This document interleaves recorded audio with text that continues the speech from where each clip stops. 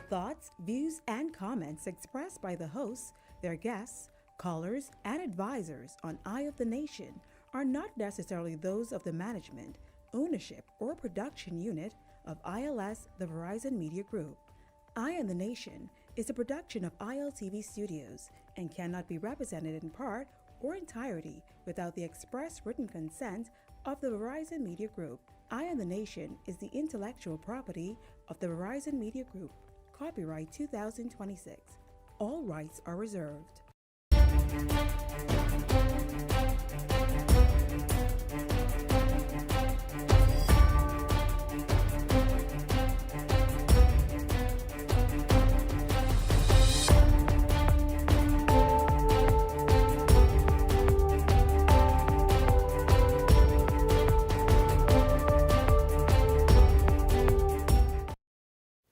Hello, good afternoon, happy Friday. I understand it might be also International Women's Day. Well, actually, Sunday is International Women's Day. Praise the Lord.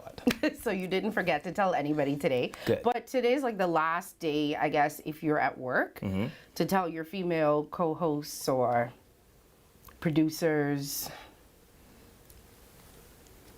Oh, this is the part. Happy International Women's Day in advance. I mean, you were supposed to at least have I just wasn't sure where the part was. I just wanted to make sure. gift, something. Well, Nothing? I was made in the image and likeness of Jesus, and I like to give the kind of gifts that Jesus gave, right? So Jesus gave himself to the world. And I thought to myself, what better gift I could give than to give you me? Wow, don't want it. Anyway, happy boy. International Women's Day to everybody else, to all the women out there, all the mothers, all the daughters, all the teachers, the boss CEOs, all the women that holding it down, the leaders, the dreamers, everyone that keeps the world turning, all of the women that have to put up with the leavans of the boy. world. Oh boy. Here's to women continuing to support each other. I imagine that it is also the highlight of their life. I can't imagine that their lives Not on this. ordinarily could be filled with more joy and jubilation. I met an old lady today. You know what she said to me? I don't She want said, to. Okay. I love you. I say, this is what and everywhere I go, all to and fro across this Commonwealth, day in and day out, I am just giving myself daily to women. You know, I'm going to put a pause into International Women's Day for 1 second. We're going to come back. I have not caught myself yet. No. Right? I You want me had to find you? Yeah, man. Listen, I know we've said this before, but I really want you all to listen to me, please. I was in traffic for 45 minutes on Village Road because of a fender bender. One car was coming out of the corner, the next car didn't want to let them out. It was like this. It was two small little cars. I thought we agreed to call them something. Two small little cars in the middle of the road. One little scratch caused traffic to extend from the beginning of Village Road all the way down by Queens College. Do you understand how long that one strip of road that it usually takes me 3 minutes, 45 minutes? Not a police officer inside. I know I gave y'all kudos yesterday because of the traffic lights. Yeah, was you on. unkudos in them. No, I mean, I know if anybody called them, somebody would had to, but listen to me. A pastor finally came out, which is a priest with the ones who swear white. Yeah. He's a Priest? I definitely ain't getting into heaven because I didn't realize he was a priest. And Oh, the boy. things that I said to that, because he had to come out to try to direct traffic, right? But at this point, I'm already frustrated. Been sitting there 40 minutes, and I feel like he letting the people from across come and he ain't letting me go. Right. And you say, you know something with your pre-self? I didn't realize it was a priest until I was driving past, and then I saw the Praise little the Lord white Jesus. piece, and I was Well, like, so long as you do the little quick thing. yeah, saints, y'all come together and pray for me because the things that and then the woman, there was an accident, she just sitting pretty in the car. Move the car. It's International Women's Day. She can get away with it. I do not understand. Like, take pictures. I mean, a scratch.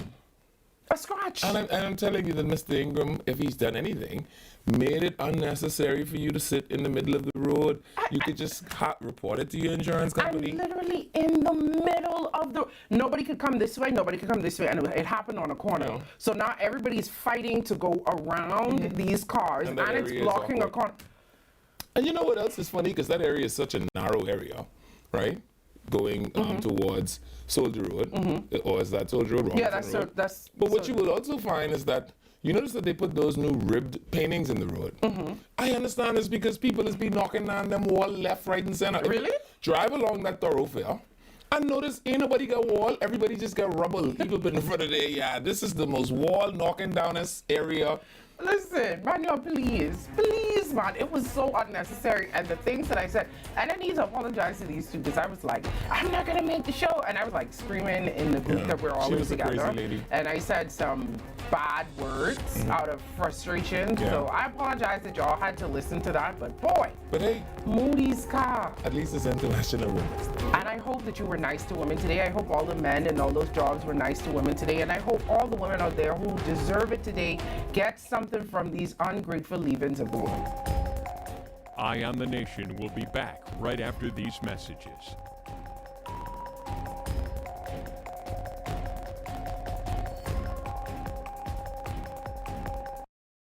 Vibes is resilience in motion. So even when things go out of sync, we do what it takes to bring the vibes back. At BTC, we understand your vibes because we live it. That's why we are dedicated to building a network as resilient as you, with a team of familiar faces working every day to keep you on beat. You are at the heart of everything we do. Our commitment is to keep your vibes flowing, no matter what.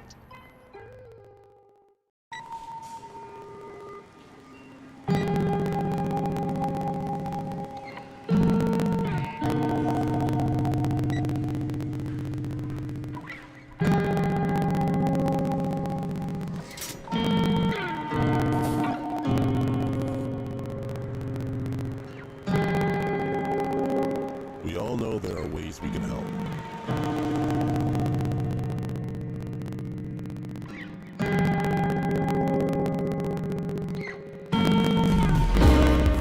Your help can go even further.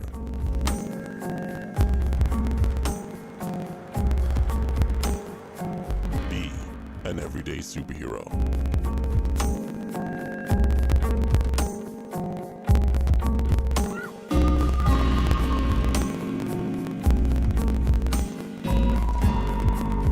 Donate to Hands for Hunger.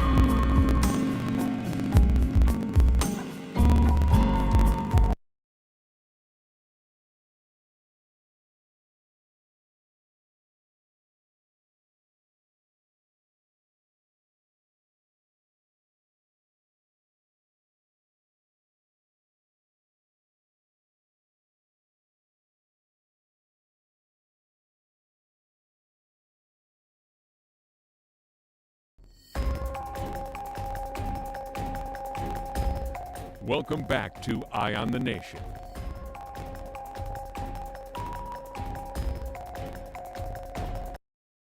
Hello, welcome back to Eye on the Nation. I'm David Miller. I'm calm now. I could tell. I had a little break. I zened. I asked God to forgive me. Yeah. And hopefully I'm forgiven. And hopefully also the breeze. The priest, I am so sorry, sir. But I think he felt everyone's frustration Yeah. because, and shout out to him because he didn't have to. He was really trying to help and direct traffic. The poor priest. Yeah, boy. I'm sure I'm probably not the only person that said some bad words, but I really do apologize, sir. I was having a moment sitting in the same place for 45 minutes. If I had moved, Yeah. then maybe. But anyway, we do have some good news to talk about other Yeah. than the fact that it's International Women's Day, kind of. Hooray. It is Sunday, but It's right. It's like almost International Women's Day. I'm best I got. not gonna let you. the best I Y'all got. know, first thing this morning, this man tried to rage bait me, and I told him I'm not gonna let him. That's the best I got. It wasn't rage baiting. It is rage baiting. I think boy. you intentionally say things to try to upset me. But some good news, at least some good news for workers at Albany. Sure. Not necessarily me. I wish I was working there at this point, but I believe apparently y'all have any openings for the weekend. I'd happily take a weekend opening. for the weekend. Yeah, I hear it's the best weekend ever to be working for Albany. Not just the best weekend ever. It seems like the best season Yeah. to be working for Albany. So apparently they're committed to, the well-being of their employees Mm-hmm. and everybody that goes there. And they did something really, really, really, really good for their employees. Mm-hmm. Do you want to say it or do you want me to say it? I want you to tell me so I can see every time I think about it, I just want faint. So apparently they had some plot of land, I cannot remember exactly which one, for sale. And they finally got it sold, yay them. It was lot 72, thank you, producer. 72. And they decided, you know what? We love our employees so much. We could just, We're going to give them give them the money. Come on, man. Man, that sounds like the spirit of the Lord. I mean, can we reach out and touch any other employers? ILTV group. You know, I don't know what all y'all have to say. Reach out and touch. Reach out and touch Yeah. and be like, please. Yeah. You know, so they decided that they were going to divide it up amongst their employees, which obviously is great. I mean, money that you didn't really necessarily, Correct. I don't want to say get. work for, because they probably do work hard. Well, they didn't sell the property. No, but you know, they gave it to them and they're splitting it amongst their work. And we ain't going to tell you how much they're getting because we don't want y'all to be out there begging the people for their money. But I do want to say to all of my friends from Albany, am I not y'all like favorite friend? Do y'all not like miss me and kind of want us to get together this weekend? I want to give you all the opportunity to hang out with me wherever it is that you all are hanging out. I'd be so happy to be in your company this weekend. I mean, just not because of the money or anything, but just because what are friends for? I just want to say, anybody there that owe me money, I come in looking. I come in looking. But if you want to know, we won't tell y'all exactly how much each person is getting. But Sure. we'll tell y'all how much it sold for. Tell us how much they sold it for. $2 million. Well, bless the Lord. And $2 million sound good even if you share it in 10 weeks. Listen, Yeah, if you break 2 million into 15, that's still okay with me. yeah, so You could break 2 million into 20. I still comfortable with that. I don't know how to not be excited about this. Listen, if you break 2 million into 30, I still okay with that. well, in addition to that, they also implemented a pension program for all of their employees. I don't know if you remember, in 2001, they launched a number of long-term financial benefits to support Yeah. their employees with their future goals, and this was just a part of it in addition to the pension program, because they said that the workers are the ones that make it, which I Indeed. think a lot of people don't understand that. If the workers aren't happy, then the patrons Yeah. won't be happy. And good workers actually lend to the legacy of the visionary, right? Yeah. So whatever this place becomes, whatever the outcome is, whatever the experiences are that people will go from this place and talk about, are largely, yes, the concept of the visionary, but the doing of the employees, right? Yeah. And so 2 million, you know. And I also want to recognize, this is a good time to say too, that they hired their first woman VP of HR, Latoya Kemp. So congratulations to her. Oh, there she is. Oh, Yay, it's a nice Latoya. photo. Yeah. Congratulations, Latoya girl. And so she gets to be a part of this employee appreciation as well. So So you get anything out of 2 million? I would hope so. They say all the employees. So I Latoya. would assume. You know, So I would it's assume they have International Women's Day 636 weekend. employees. So they will all receive a part of the funds. I Okay. assume. I am. How much assuming employees she's it gonna is? be. 286? I said 636 Albany employees, including Latoya. 636 people. Hold on now, we got to divide that by Oh, the jeez. 2 million. I don't want you. I don't know. I'm not saying that that's how it's going to be divided equally. boy. They're dividing the money between them. So, 636. but Latoya is among 5 Bahamians that are sitting around a table of executives there as well. See, that's why. There they are. Look at That's those why women. Latoya, how are you doing? My name is Levan. You know me from off the TV. Oh, jeez. I think that this is a wonderful weekend for us to just get together, talk about things like Albany, talk about things like you becoming the first VP. We should probably also do it while we overlook the marina. How does that sound? I mean, I'm down. So Yeah. Albany this is their way of thanking their entire team for their commitment and for their dedication, because they say support for them has always been the priority of the company, and they believe that everybody is on that journey together, and you can only win when you win as a team. What I think is the most substantial thing about this is, everybody has to survive January, right? So we're past the point where they've survived January. And then, of course, there's the month of love, and people have to cater to that.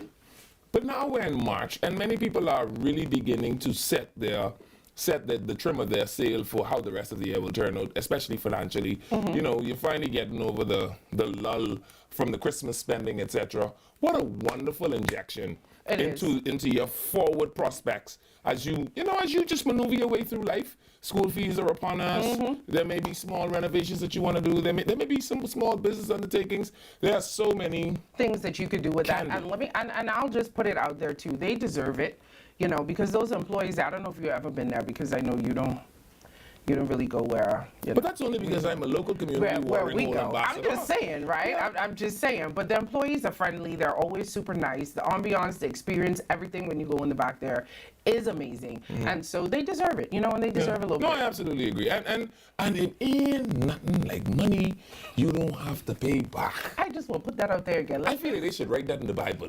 That behold, money you don't have to pay back is the best kind of money ever. But they said this is also a part of them giving back to the community. They also donated $750K to the Southern Recreation Grounds too, as well. Sure. So they're a part of us, and they want us to know did that. something. I heard they had one transgression. I understand that they also supported the one family. I don't know how I feel about that. I don't know how I feel about it. I know how I feel about it as a Saxon leader, but Yeah, it is what it is. How many maybe y'all may want to revisit that? I just saying. Now it depends on who you want them to want. The Valley Boys. Oh, absolutely not. Valley Boys. You know what? You'll keep it with the one family. We ain't trying to I get the want Valley. y'all to No more support the money. Valley Boys better. It's the Valley Original or Spicy. Yeah, which one it is, whichever one it is. Original or Yeah, spicy. we are completely But off that. they have committed to sponsoring the one family group, which I think is Yeah, and it's an amazing place to go. I'm just putting this out there. It's Women International Day. They have spas, they have nice dining places, nice restaurants. It'll be a nice thing for you to do for me. For Women's International Day. I don't work for Albany, Sunday. which means I ain't getting none of the money. Right? On Sunday, I'm just saying, just putting that out there. So to all the women that get the money this weekend on International Women's Day, why do you not show your woman empowerment and find yourself a decent fellow who's well deserving? Oh, gee. And tell him, as the woman in your life, I want to show you how much I adore you. Take some of this money that Albany give me and go and have yourself a wonderful drink while you overlook the marina out on the southwestern corridor, on the southwestern corridor. I mean, what a wonderful way to show how empowered you are. Once again, Albany wants to thank the entire team for their commitment and their dedication. And, sorry, they trying to type to me and I trying to talk. Don't listen to them. It's producers, man, but they want to thank all of their employees for their hard work and their dedication. It just is a little token, a little give back. I implore other Certainly companies to is- try and do certainly the is same things. commendable. ILTV Studios. putting Mr. out- Major, I know what Sandy talking about. Well, we do have an awesome lineup for you guys today. News, do you want to start off with that or? Yeah, we could actually talk. You're talking about the big cuss-out going on between Office of the Prime Minister and... Is it really a cusso? You read this letter? Brave say, I never say nothing but you or your daddy, my brother. So how to get a cusso? Because the fella say, y'all acting like I ain't take my first breath of air in the Bahamas. My daddy take his first breath of air in the Bahamas. And my daddy liked the Bahamas so much, he gave birth to twins. Because he wanted us to use up as much air as possible. So what Levin is trying to talk about is, I guess, the arbitration that was going on between the government of the Bahamas and the Grand Bahama Port Authority. It seems like some decision was made. And then after the decision was made, there was a confusion over who won, because the Grand Bahama Port Authority sent out their statement first and was like, we were successful. And Brave said they was what? And then the government was like, I'm sorry, what? Y'all did what? That's not Child, I what we remember. that's not what happened. And so now there's like a back and forth between who was actually successful and who won. And I guess we're going to play the story for you guys to kind of refresh your memory, or for those of you who may not know what we're talking about. And We then have to we'll read a talk little bit about of this it letter too, though. I like this letter. Well, we going to play the story, then Okay, we going to read let's the go to letter? the story. Okay, let's play the story first. Topping news tonight, the country's leader facing scathing criticism from a member of one of two families with ownership stakes in the Grand Bahama Port Authority. The executive is speaking out tonight, claiming that the recent comments is tearing his family down without any justifiable cause. Our Jose Etienne joining me live in studio with the latest on this. Jose?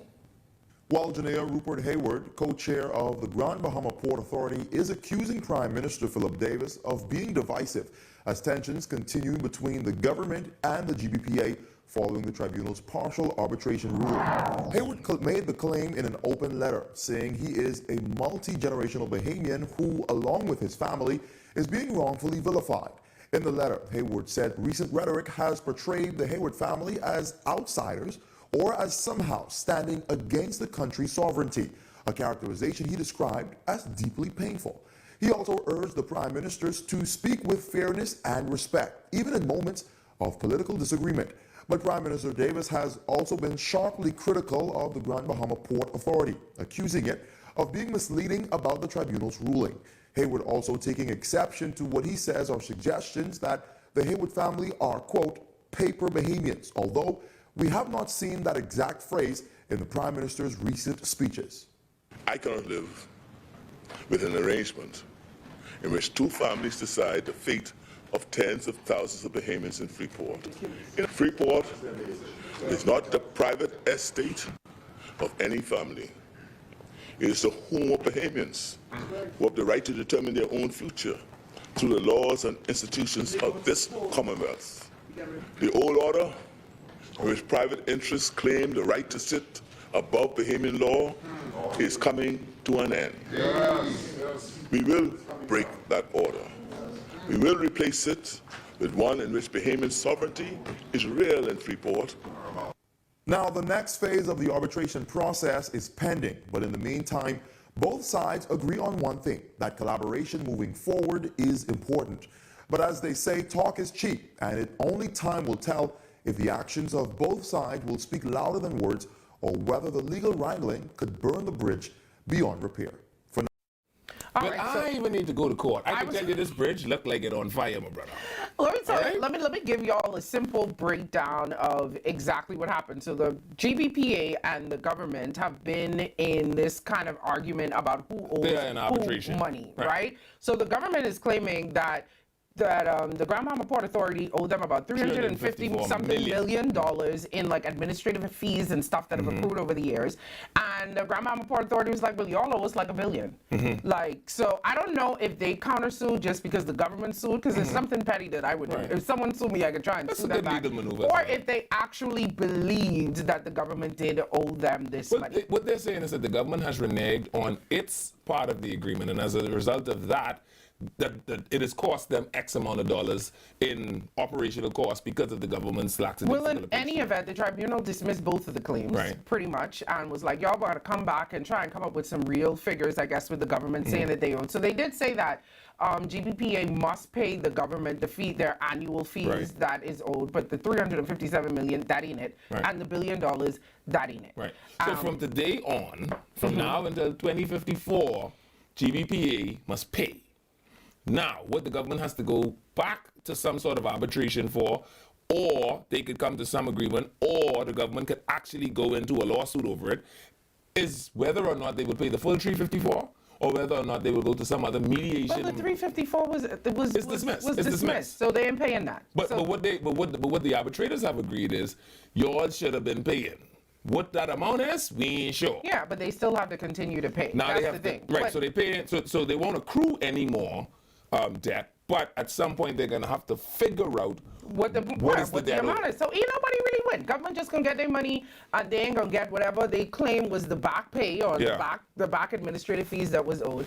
And the GBPA ain't getting the $1 billion that they claim that they were owed. So then but Mr. the Hayward government write a still has authority over, customs, immigration, those and the stuff. arbitrators all agreed Right. that the Haywards are not king of Freeport. Boy, listen, I don't know. I understand the purpose of the Hawksville Agreement back then, Mm-hmm. right? And, government just didn't have the money back then to develop Freeport into what they envisioned it to be. But boy, to have It people was just... 1967. I'm saying I completely understand, Yeah. but to have these families just have complete control over Freeport is crazy. But if you read the Prime Minister's letter, the Prime Minister say, hey, there was a time when y'all was beautiful and wonderful and marvelous. That's when your granddaddy was alive. And ain't not a one of y'all That man did not say that. That's what he said. He said. Okay, read the portion of the letter where he said that. Hold on, let me get to the Prime Minister. Read the portion of the Prime Minister's letter where he said that, because what you said and what he said are two completely different things. Hold on, I'm going to go to it. But the Prime Minister said, where is it? It says right here. We are pressing forward for the collection of sums owed. We are contesting in court any attempts to reassert the theory of the port supremacy. We will be in direct dialogue with the licensees, the unions, the churches, the civic groups in Grand Bahama about the future they want for their city, because that future cannot be shaped solely in a boardroom. I recognize your family's long association with Freeport and the role earlier generations played in the development. That history is a part of our national story. Freeport's destiny must be guided first by the needs, hopes, and aspirations of its citizens and by the wider Bahamian family to which it belongs. That conviction underpins the course of my government. Where the part where you say he say? Hold on, man. I feel like I'm just waiting. I'm just waiting for the part where you say he say that. For decades, Freeport has operated under a model in which two families, through the port, have exercised extraordinary influence over the city's fate. Whatever the logic at the beginning, that model is no longer delivering for many who live there. Too many licensees, workers, and families have seen investments stall, services decline, promises fade. In that setting, it's in there. Take my word for it. I'll get to it. All right, we're going to get to it. That is the commercial. We do have to take a break. We do have some more. We're going to continue to talk about this, and I think we have a guest We're saying y'all ain't y'all granddaddy, and I want y'all to stop playing like y'all is. We'll be back right after this.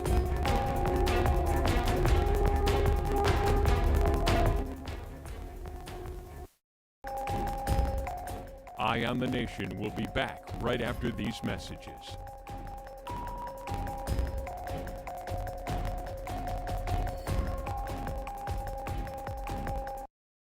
Vibes is resilience in motion.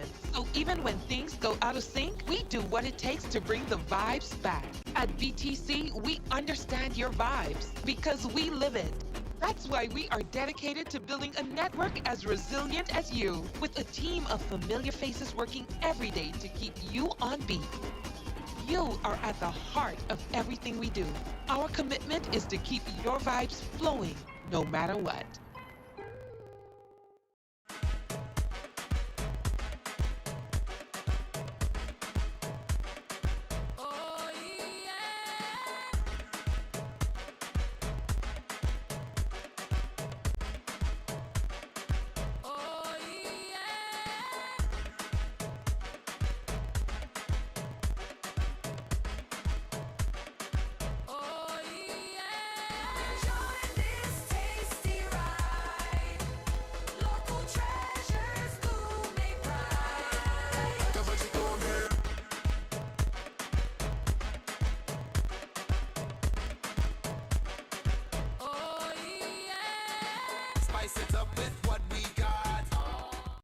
Okay, guys, this is what we doing today. We training for the bounce back. This 150K payday. Y'all ready? Yes. Y'all sweating today. Give me 2 balls. 10. Give me another 2 balls. 15. You spin, right? It don't look so. It's 10K. Name these games after me. Food Dragon. Food Dragon. Cinema Classic. Cinema Classic. Yeah. Put that parlay in. Put that in. You know, Jalen Brunson disappointed us last time. You want to walk for this or you want to run for this? Good pace. Good pace. Not too much water. Put it down. Let's go. It's the Bounce Back 150K payday. Big wins for 10 weeks straight. 15K every week. 10K to a lucky winner. Visit islandluck.com for more info. Island Luck. Winners live here.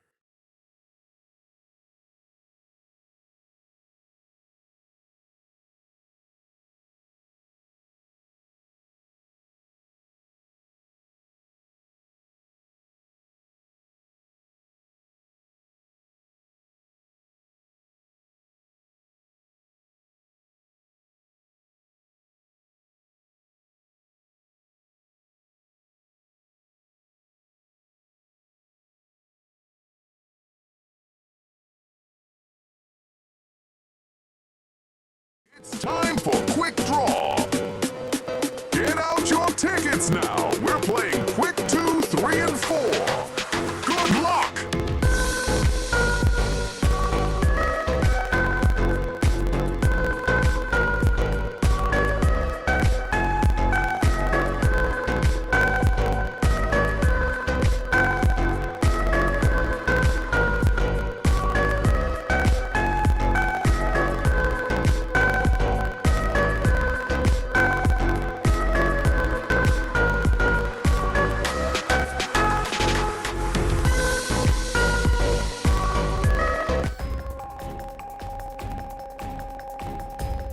Welcome back to Eye on the Nation.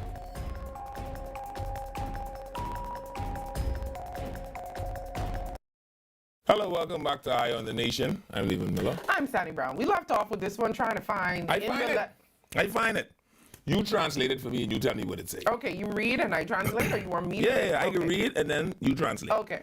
When I spoke to the Grand Bahama Chamber of Commerce, this is the letter from the Prime Minister. Okay. When I spoke to the Grand Bahama Chamber of Commerce in May of 2024, I said I could not explain why the current stakeholders of the Port Authority are not more productive partners of Grand Bahama. Translate that.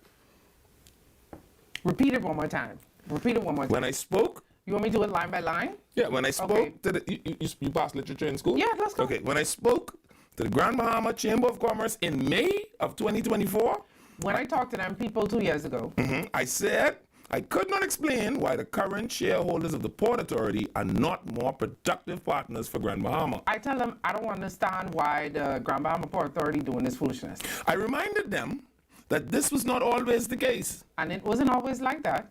Many remember Sir Jack Hayward with respect. Their granddaddy was better than them. His care, his sense of duty, and his capability made him a good partner for the city and for the country. And they ain't got it. These boys, them, they can't shake stick next to their granddaddy. They ain't have it. Yeah, who these bunch of children is? These Jack Hayward on? My brother, if Jack was here, you know, that's old people that say that. If Jack was here, Jack wouldn't go for this. I mean, like I keep saying, I understand the need for the agreement way back when. Right. I just don't understand the decades that were given. Like, you don't come back and look at something and say, okay, you know, like when you hire someone, you say, okay, we give you this, and then we come back and we review your contract in 2 years or whatever it is. It looked like it's just like y'all could have it. And then when it expires again, they say y'all continue But to even have if it. you could have it, that don't mean you could be king. When you give someone so much control and so much power, they build that thing from the ground up. We gave them the authority to do that. And then y'all don't expect that absolute power corrupts? But Brave is saying right here in this letter, my criticism is not directed at that earlier chapter.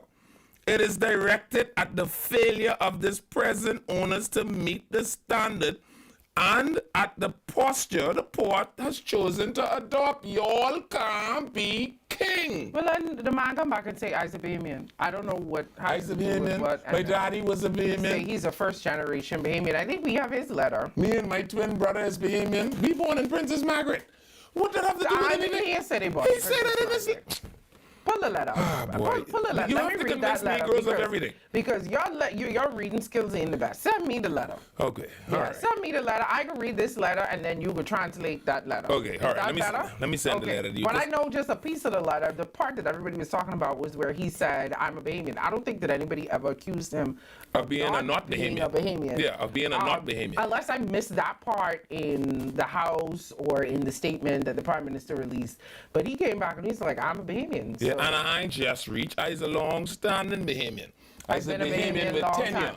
All right. So you sent it to me. Let me go look at it now. Read the letter. All You tell me what it say. I am not a paper Bahamian. I'm a multi-generation Bahamian. I'm not going to read. My granddaddy was a Bahamian. My daddy was a Bahamian. I's a Bahamian, and my children is Bahamian. Y'all heard his daughter feelings. He said, this morning after seeing the headlines, my daughter heard me speaking about what had been said. She is a proud Bahamian. When she understood how our family had been characterized, she burst into tears. She could simply not understand how someone who is meant to represent all Bahamians, not just those of one particular persuasion, could say such things about a Bahamian family that has devoted so much of its life to this country and the people of Says Grand a Bahama. family man who has divested all Hey, of hey, the his assets. daughter's listening. You do not want to make her cry. Well, she should have tell her Stop daddy, it. don't It's- sell the port, don't sell the airport, don't sell... International Women's Day. Be nice. Daughter, tell your daddy, Oh, right? Because it ain't International Daddy's Day. Tell your daddy, right, that he should have run the company a little bit better and act as though they care about Freeport and not You just want to pretend a little bit. just pretend, I'm just act. We do have somebody on the phone who has, I guess, insight into And he's this. been a long agitator for us to move away from the GBPA, albeit I'm sure he will advise us that he's never been a supporter for the government to have Freeport in Grand Bahama underneath its charge. And so that's why we thought we should talk to him. And Okay. he is none other than, believe this or not, the independent candidate for Pine Ridge, the Reverend Frederick McElpine. Hello, Reverend, are you there? I am. Good afternoon Good to afternoon. Ms. Brown and Ms. Miller. It's a pleasure to be with you this afternoon. Thank you so much for you to joining join us. us. Thank you. Thank you for having me. Now we understand from Levin told me that you have a lot of thoughts on this, and you have to be the person, if we're ever going to talk about what's going on with the Grand Bahama Port Authority, we had to speak to you because, you know, you've been an advocate for us to get rid of this for a very long time now. Well, I won't say to get rid of the port. I think it is fair to say that people in Grand Bahama really enjoy the port to an extent. There's some things we love about the port that we do not wish the government to interrupt. And there are some things about the port we would like to see improve as the people. The people of Grand Bahama, particularly those in Freeport, have for a very long time enjoyed a certain lifestyle of living. And we do not wish to have that interrupted. Sure. Now, it is also fair to say that what we would like to see is more collaboration at this time between the government and the Port Authority in terms of communicating, because it's almost like a husband and wife spat, and at the end of the day, they're trying to decide whether they're going to separate or divorce. And at the end of the day, who gets affected? The children suffer. Yeah. We, the people in Grand Bahama, get affected. There are some things, Ms. Brown and Mr. Miller, that we're accustomed to. Let me explain to you. For instance, our roads are quite kept well by the Grand Bahama Port Authority. We don't want to get into this that we have in the Bahamas, throughout the other parts of the Bahamas, whereby the government takes charge of cleaning up, then they got to hire someone, give them a contract, who never pick up the stuff but getting paid. We don't want to go through that. Our water is also, we've been having running water for a very long time on this island. Electricity, we do not wish for the government to take over the Grand Bahama Port Authority, our power company. Yes, maybe somebody else might, but definitely not the government. Not when they can hardly keep the lights on in Eleuthera and other places throughout the Bahamas. And so there are some things that we're accustomed to. We don't have to wait. When we buy property here in Grand Bahama, we don't have to wait for a long time to get conveyance and all of that. There's some things that we enjoy. Right. At the same time, there's some things we like to see improve. It's also too expensive to do business in Freeport. Right. License fees are extremely high.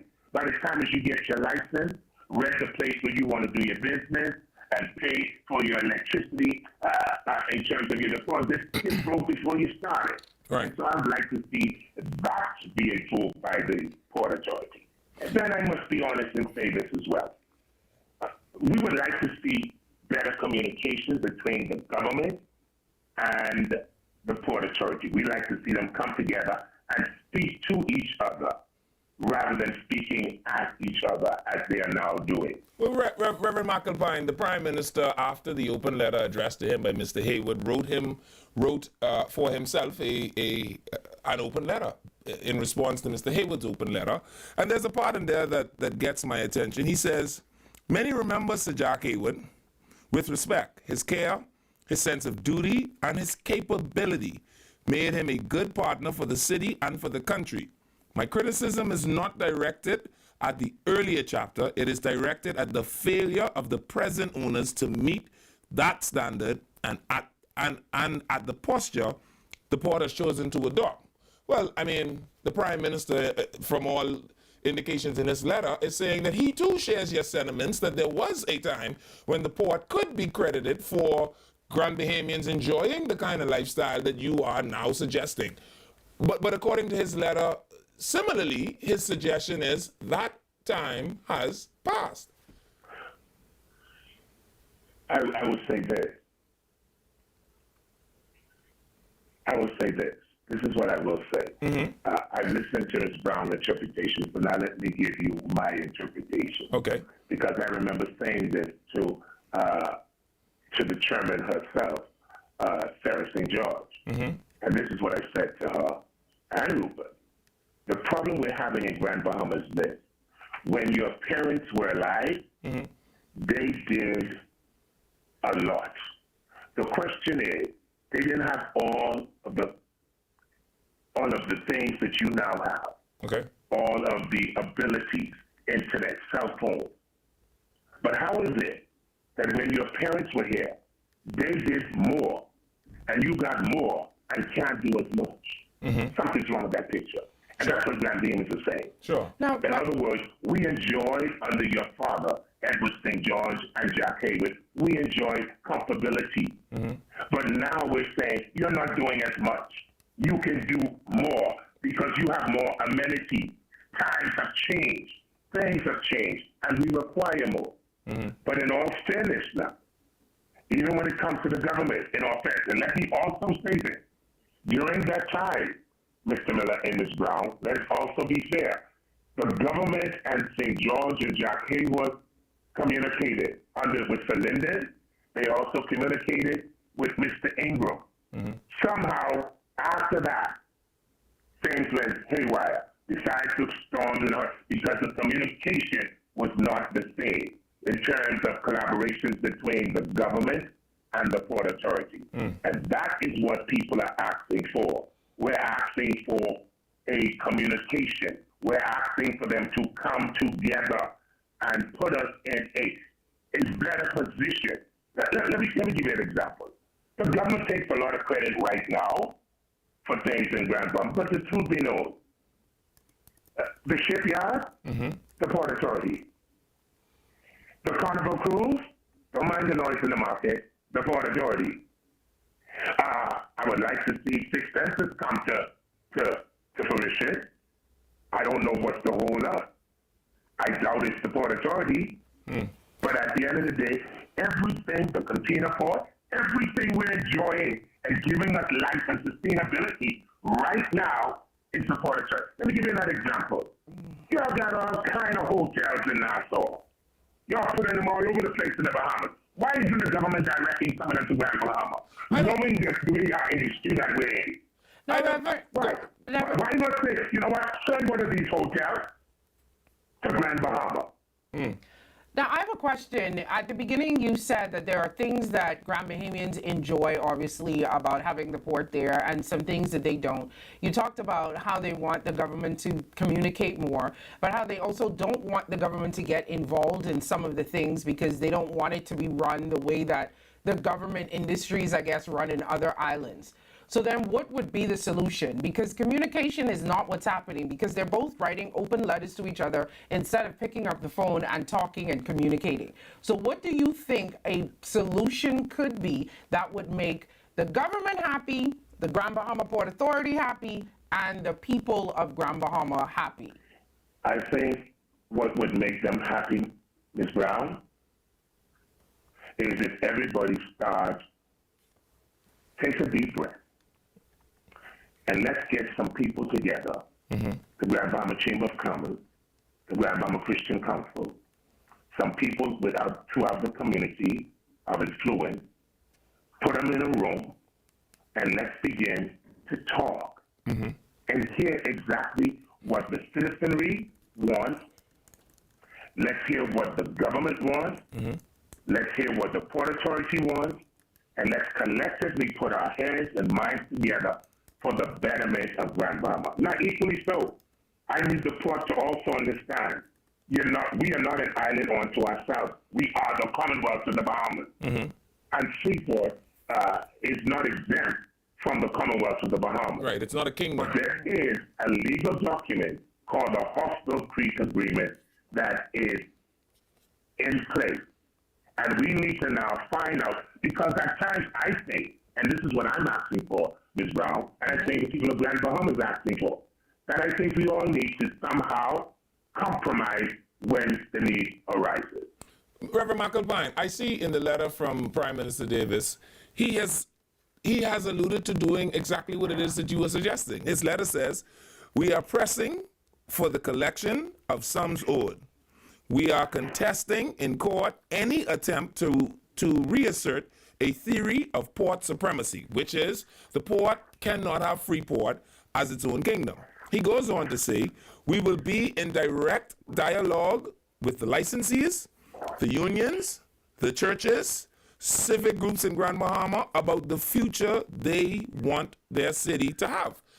That is exactly what you were saying, and one of the reasons we opted to speak to you is because we are aware that at some point, you too shared the sentiment that maybe it was time to look beyond the port. Firstly, yes. Do you and still... When I say to look beyond the port, let me make it clear. When I say look beyond the port, I'm talking about not getting rid of the port. For instance, see, we have to be fair and serious. For instance, I heard a cabinet minister saying the other day, she indicated 2 families cannot have the power to run Grand Bahama. But when did you decide that, Minister for Grand Bahama? Did you not know this when you were Vice President of the Grand Bahama Port Authority? So we must be fair, and I'm trying to say we need to create a balance. Okay. Don't come telling me that now, because that's what your leader said. There are things that we do like about the port. But at the same time, I understand what the Prime Minister is saying, and that's what I'm saying. The port cannot believe that, let me tell you something, the Port Authority and the government, let me make it emphatically and parenthetically clear. Here is the reality.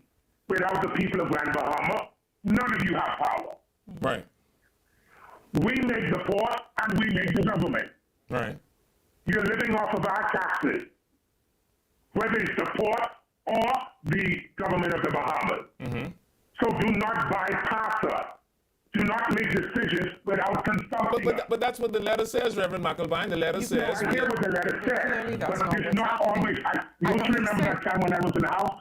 It's not what they say. It's not what they say, it's what they do. If they were communicating, then there would be no reason for them to be both putting letters out in the press to speak to each other. So you can't... So they're both saying pretty things. Ms. Brown. Yeah. But none of them are really following. Right, there's a disconnect. And what you're saying is rather than y'all two arguing with each other, Mommy and Daddy need to stop arguing and come together and try to do what's best for the people of Grand Bahama, a.k.a. the children. Yes.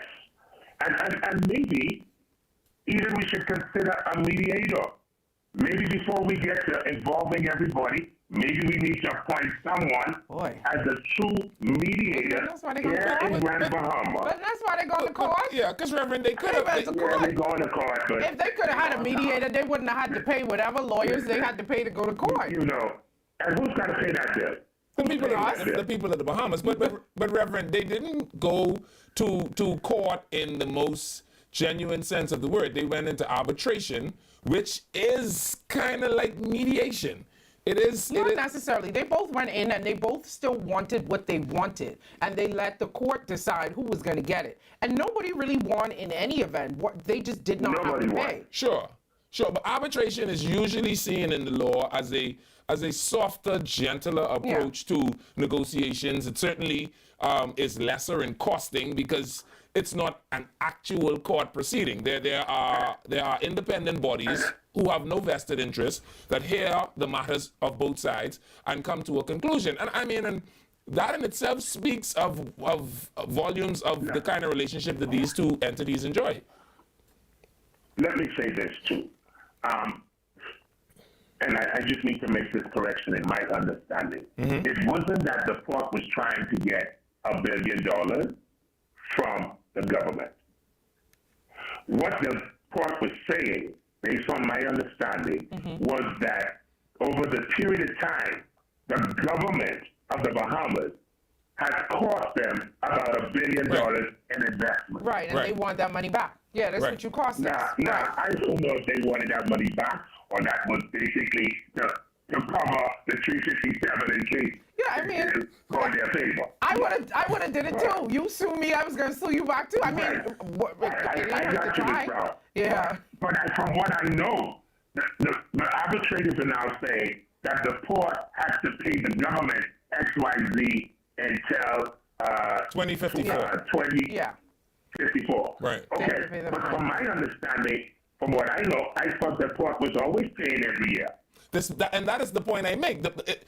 I understand the Prime Minister's frustration that you have a fully functioning authority collecting revenue and apparently not paying its share. And Are no they Prime not Minister paying can or are predict they that. not paying Notice what they what you're want saying, them to Levi. pay? That's what I'm saying. Are they Not not? paying a share. We have to determine what that share is. So that means they were paying, but you say not paying. He's saying not paying their share. So how do we determine that? Well, it should be in the agreement. And they need to know what that share was. See, every time they talking about money, but they ain't never done. So what's the government collecting? Come and tell us. Well, I suspect that should be in the agreement, the amount, or however that I amount can't is remember how determined. much Should be. I didn't They see did call a anything, number and I at didn't some see point. I think it anything, was yeah. $500,000. I could try and figure out how No, they much. said $500,000 going forward. Yeah, Yeah. But you're 500,000. telling me that the Prime Minister saying that the port was not paying its fair share. No, I don't- Rand Behemoths don't know what that share was.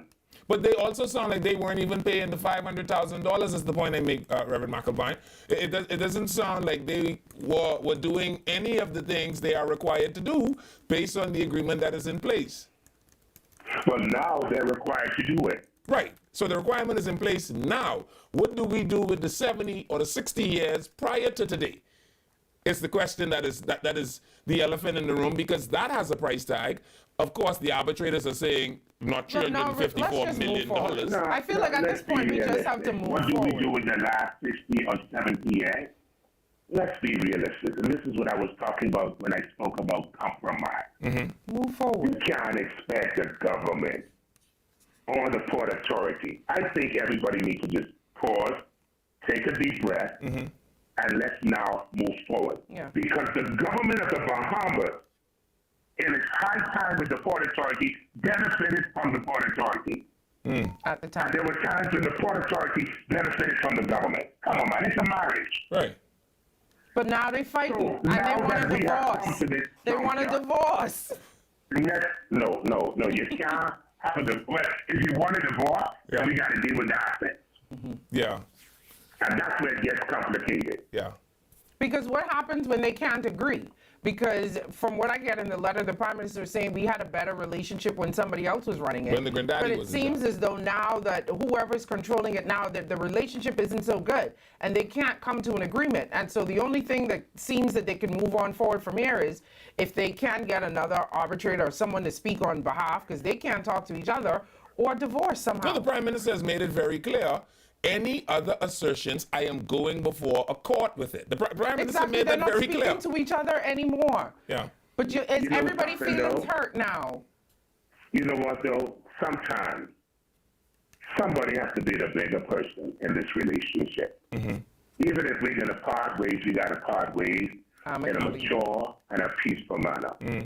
Someone got to be the bigger person. I'd love But to in this see what whole it means. thing, somebody got to look out for the people in Grand Bahama. Yeah. Because don't care how the cookie crumbles, if you charge the port a large substantive amount of money, we gotta pay it. Right. And if you go after the government, we still gotta pay it. Yeah. So when is somebody gonna start looking at us, the people of Grand Bahama, and if they all love us like they claim, then it's time to stop, put this whole thing in reverse, and let's see how we get. Because let me tell you something. And I don't want you to think the people of Grand Bahama are crazy and stupid and don't know this. We are the second largest population in this country, Right. which means we are the second highest revenue that the government is collecting. Right. In this And the country. tourism numbers We are suggest that. better. Yeah. We don't even have a decent airport. for 50,000 plus people on this island. We should see the Darby Hospital. Which the government is taking the Port Authority to task over. The government is saying, listen, y'all had a job to keep the airport looking a certain way. Y'all have failed. So then you're telling me the government is there trying, you're telling me that the government wants to collect but does not also want to be a part? Well, we're gonna have to. Time is starting. We're running out of time, Yeah, Rev. we're gonna have to wrap this up. I'll give you final words. What do you think is the best decision? What do you think that we should do moving forward? You can make your plea to GPPA or the Prime Minister or the people of Grand Bahama. Or you can write an open letter from the people of Freeport. Yeah, maybe. But we're gonna give you the last couple minutes for the final word. Thank you so much, Ms. Brown, Ms. Miller, and thank you for having me today. My final word is to the Prime Minister of the Commonwealth of the Bahamas and to the shareholders of the Grand Bahama Port Authority. Please stop the bickering. You all are coming off childish, and maybe this is why none of you are getting the GBPA isn't getting the response and the government isn't getting the response from Grand Bahama the way they should, is because we are frustrated and we're tired of the bickering and the back and forth. If you really have our interest at heart, you will get in a room with a mediator or a grouping, put your differences aside. If you really care about Grand Bahama, you will do what you have to do to make it better for all of us. And I concur. Yes, we are not separate from the Commonwealth of the Bahamas, but I say to the Port Authority and to the government of the Bahamas, it's time now that we come to the table and we collaborate and compromise for the sake of the Grand Bahama. All right, thank you very much. So much. Thank you for joining us. And you guys stay with us. We have a lot more things to talk about when we come back from this break. I'm Sandy Brown. The Prime Minister said, I open the collaboration, but don't test me on confrontation. We'll be back right after this.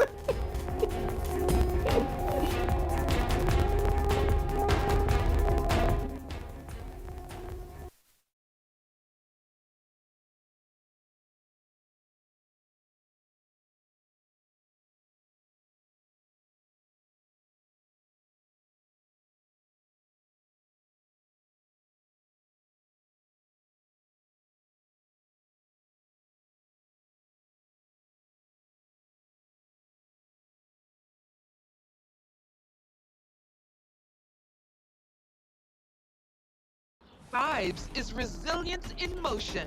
So even when things go out of sync, we do what it takes to bring the vibes back. At BTC, we understand your vibes because we live it.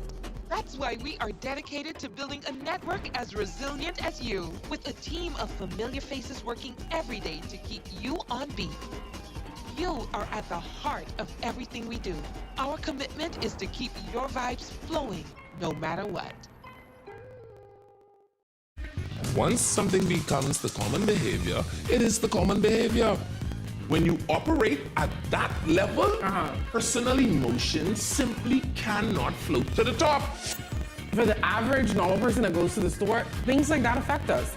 They must be judicious in the execution of their duty. Well, I think whatever the nurses want, give it to them. Hedges, you know, you do everything on your phone now. You see how old he is? What are we walking back? That Bimini is no longer an island? That's okay, not because what he was trying because to he also. say. Well, I don't even know what Red Basket is anymore either. What do y'all even say? Welcome to Paradise Premium Foods, where exceptional taste meets everyday convenience. Right in the heart of Hurricane Hole Plaza, whether you're planning a beachside brunch, an intimate dinner, or simply restocking your favorites, we offer only the finest selection of local and imported goods, handpicked for quality, freshness, and flavor. At Paradise Premium Foods, shopping is effortless, service is personal, and every visit feels like a treat. From gourmet meals to go to organic essentials and indulgent treats, this is your neighborhood market elevated. Live well, eat better. Discover Paradise Premium Foods, now open at Hurricane Hole Plaza, Paradise Island. Paradise Premium Foods, taste the difference.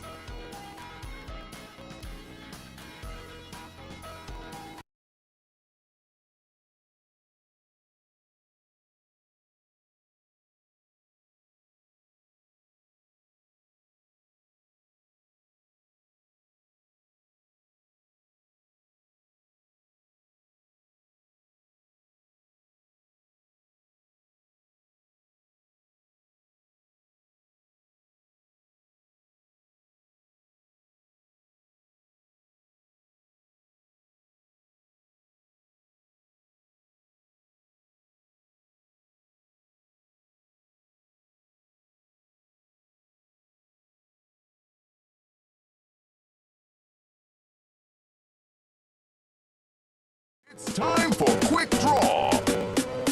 Get out your tickets now. We're playing Quick 2, 3, and 4. Good luck.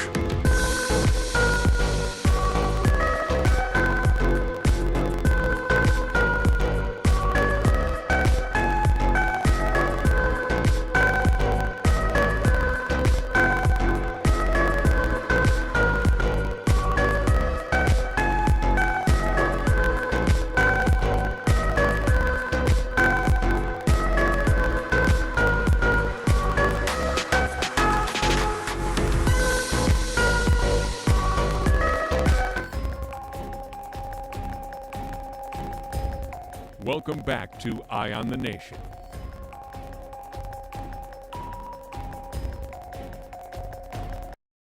Hello, welcome back to Eye on the Nation. I'm Levan Miller. I'm Sandy Brown. And you're listening to us on 103.5 The Beat FM, channel 224. That's on cable, channel 112, that's on Flow, and of course on ILTV Studio.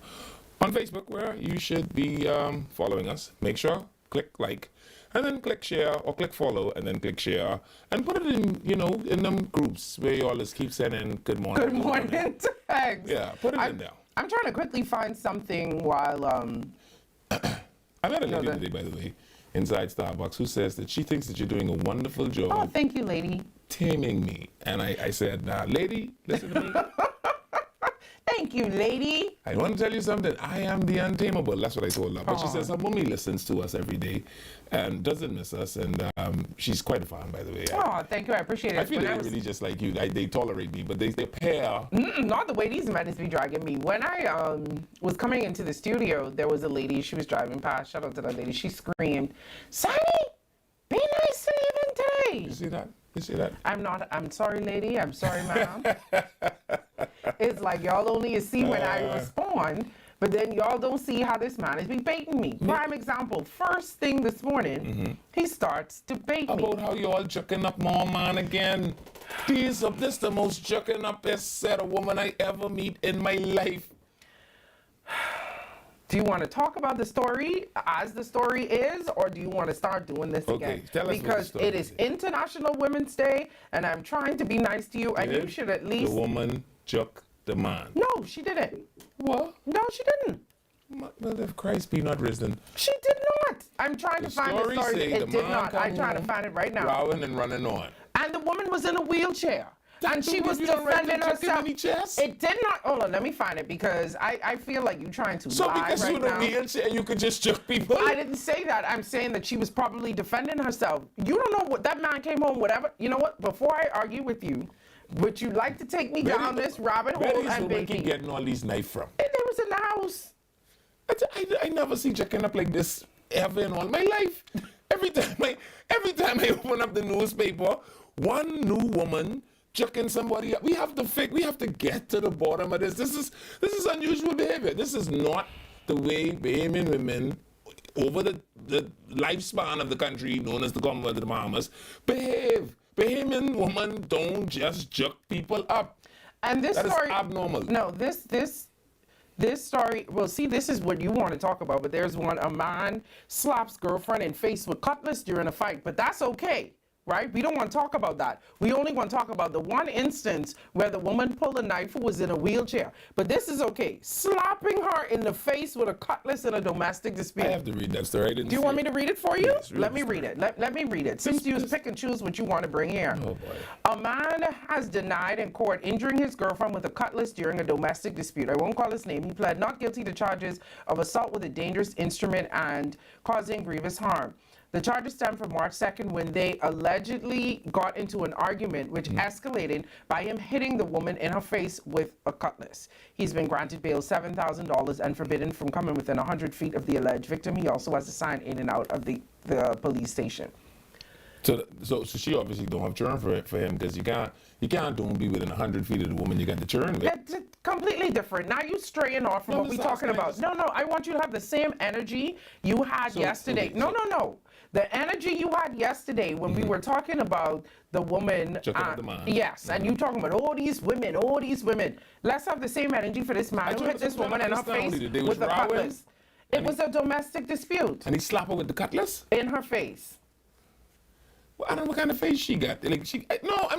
I just See can't what I imagine. mean? No, you see what I mean, right? trying No, to you put the see what I pieces together. no, you see what I mean, and this is why I'm saying that we cannot take you seriously. I just try when to make it sure I comes put the to pieces abuse against together. women. No. I am anti the abuse of woman. Anti, right?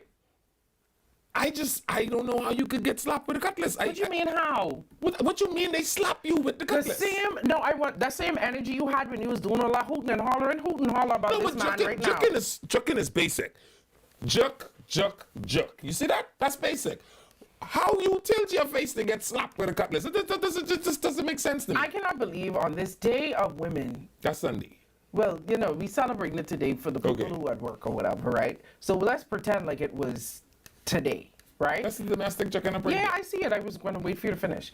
On this day of women, that you're going to sit here and act like there's nothing wrong with a man hitting a woman in her face during a domestic dispute. I just so what said are that you it trying is to quite say? incredulous to me that your face could get a cutlass slap. I cannot make that make sense in my mind. How does it work? I cannot conceptualize it. The only story that this man seems to be interested in is this story here. I'll read it for you. A man was hospitalized Friday after being stabbed during a domestic dispute on South Street.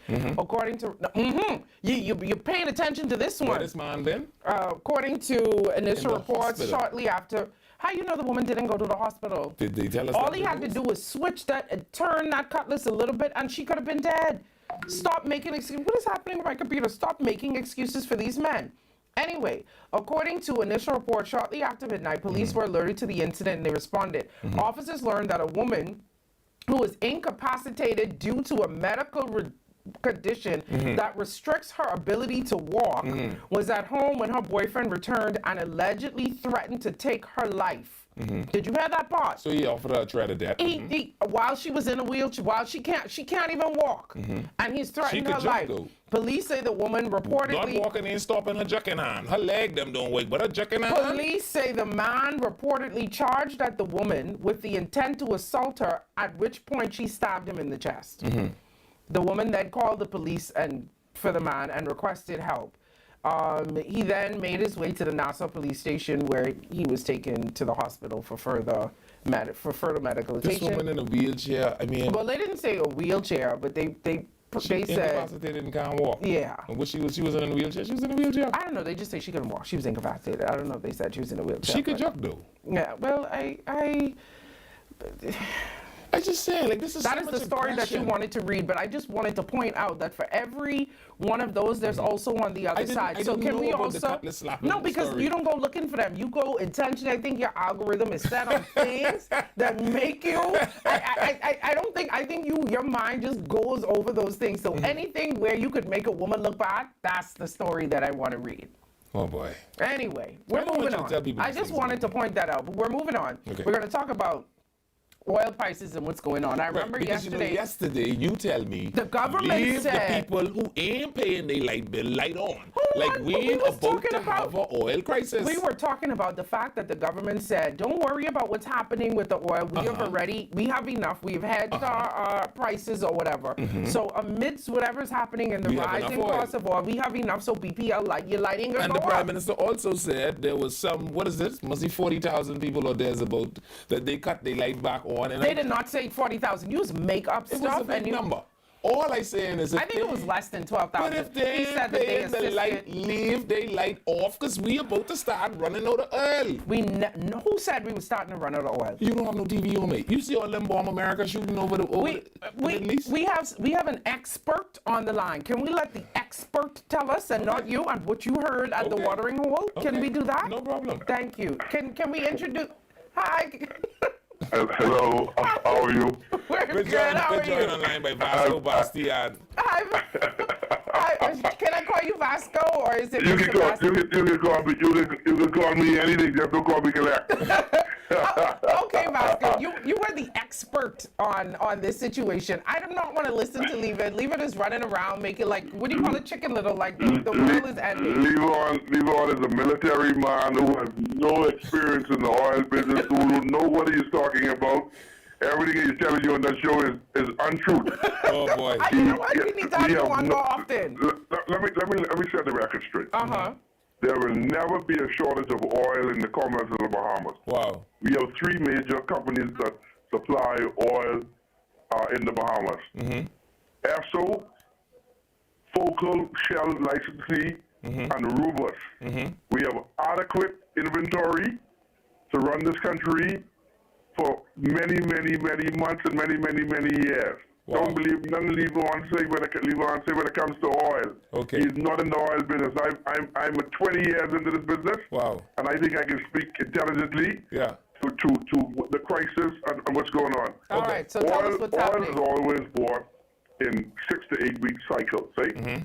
So our inventory, we have sufficient inventory at any given time to supply the Commonwealth of the Bahamas. It's not a petty shop that we run. All of the hotels and all the that have generators and the hospitals that have generators and all the automobiles and the boats that are on the high seas that we supply to. How can we be a world-class financial and tourist destination and don't have adequate oil supplies to keep everything running? Well, Vasco, what I had alluded to in a program earlier was we saw that in just 4 to 6 weeks, there was a fuel crisis right next door in Cuba from one decision made by our friends in the north to block their oil supplies coming out of Venezuela. But Levon, we don't get no oil from Venezuela. No, I agree. We have an excellent relationship with the United States of the Bahamas. No, I agree. Our concern should not be Venezuela. Venezuela and Cuba and Venezuela relationship with the United States, that's their problem. We are only concerned that Bahamians, when they go home, they cut on their light and they have light. When they pull up to the gas station, they want gas, they have gas. And when they go on their boats or they go on their airplanes, they have diesel. That's our concern. And we are one of the major suppliers of this country. Esso, Focal, and Rubus. We are about making sure that the Bahamian populace are happy. I agree, when your co-host go home and she cut on the light, she want light.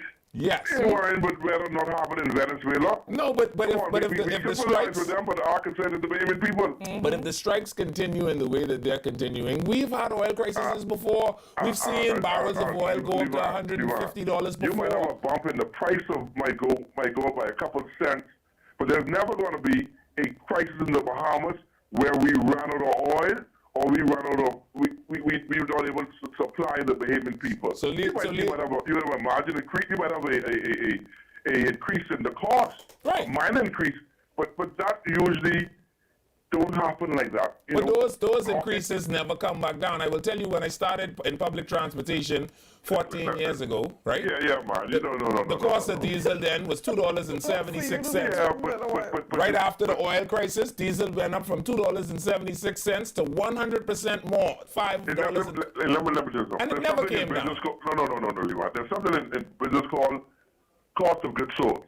Your cost of goods sold, as that increase, your cost would then increase to your consumers. And so what has happened over the last couple of years is that your cost of goods sold have increased. But it's a basic formula that is used globally to get the cost of fuel at the pumps. But I don't want you to upset your co-host by telling her the truth. You know what?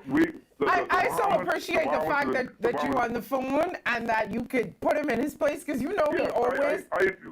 He's a military man, and he can talk about... Let him talk about that. His experience in the Defense Force, his experience with public transportation. But when it comes to oil and gas and anything, I want him to stand down. Roger that. So, but let's just wrap this up for everybody that's listening. We do not have to worry. We are not in a crisis. Do not listen to Levon. We're not running out of oil. You would only listen to Levon, but two subject matters as long as he speaks. Women issues. And women issues actually not even women issues. I'm pulling for you. Military issues or his experience in public transportation. When it comes to oil, the price of gas, the price of diesel, the Commonwealth of the Bahamas, he knows nothing. He's not the expert. Experts like me will chime in and give our input. Okay? All right, thank you so much. Well, to my credit, Vasco, it was me who tell them send for the expert. Nope, that's because he thought that you were going to be on his side. Trust me. I support the women them, and I support you. If Praise you the right, Lord, my brother. Even you wrong. Even if you're wrong, you're right in my sight. You know they say, Vasco, they say some of your friends, if they get into a fight, you don't even ask them what the fight was about until you all get in the police car. Thank you so much. Well. All right, have a good day. Take care. All right. Take care, buddy. Take care, guys. Okay, So he's saying that He's saying that there you may were be wrong. marginal Can you increases. just say that he said that you were wrong? That Can we will not run out of look fuel. in the camera? Vasco Bastian said that we will not run out of fuel. And I was wrong. That y'all can let all the people who ain't paying their light bill just continue to use up the fuel because One thing about you. Yeah. I keep telling and you. that I predicted doom and gloom, but yes, that you is not keep the case. stop telling people that. I don't know what it is about you. Dude, like you forget what happened in the Iraq war. Do you remember when the gas prices spiked from about $80 a barrel to like $150 a barrel, and then we saw gas prices in the Bahamas go from $2.79 to $5. He This said is there the may same be. thing happening again, you know. He did say that there may be a marginal increase, but that isn't something that we're looking at right now. But he said that's the most that it's going to be. We will never run out. Like how you keep telling people we'll never run out. And they're actually, he isn't the only person. I guess there is a story too where the FNM is urging the government to move swiftly to shield Bahamian households and businesses from rising fuel and electricity costs. I don't know if this came out before or after the Prime Minister went in the House. It was after? Yeah, it was after. And said there's nothing to worry about. But I guess the opposition has to do what the opposition is supposed to do. Oppose. No, but if again and again, right? So there are people like me who consume news broadly, right?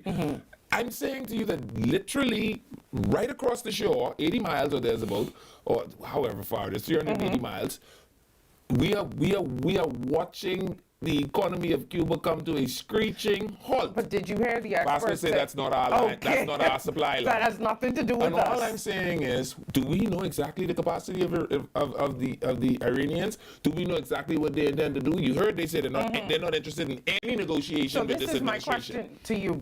Find that out before you tell everyone we're running out of gas and how the people line up to the pumps. Oh boy. All right, let me finish the FNM's statement. We are calling for practical steps to protect Bahamians.